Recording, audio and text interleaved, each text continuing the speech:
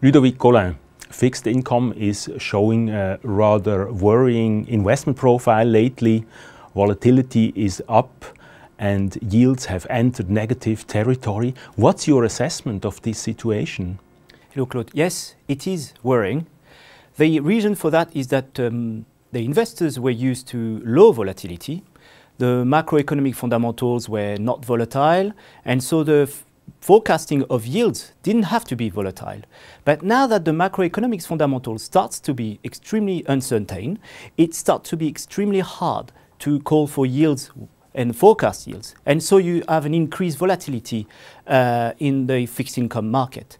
The other point I think that is important is that the investors were forced into investing in real negative yields. Nobody likes investing in such investment. And so the problem here is that they can feel a bubble has been growing and they start to be very uneasy about the investment. And that explains why we start to see an increasing volatility in fixed income while the yields are negative, and this is not a good combination. Long-term bonds have long been used by investors to reduce the risks in their portfolios. Can they still rely on that? Well, first of all, you do have long-term bonds who have a monthly performance of plus or minus 5 to 8%, which is totally unexpected, and that's not what traditional fixed income investors would expect for such investment.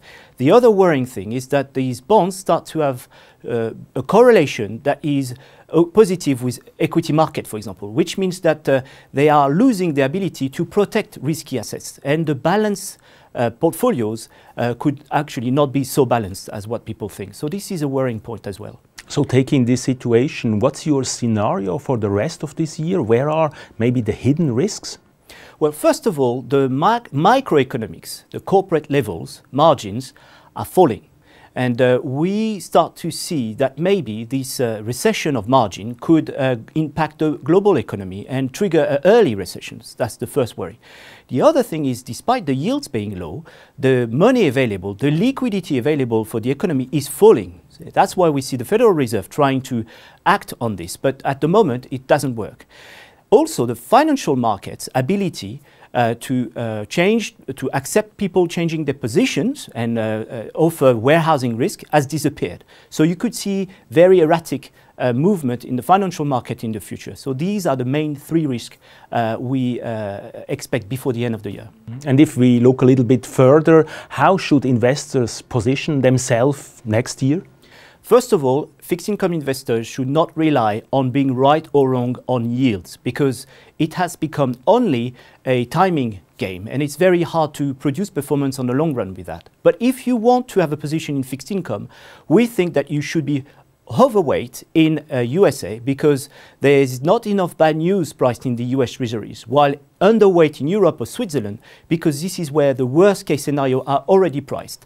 This is how we invest ourselves, and that's the advice we would give.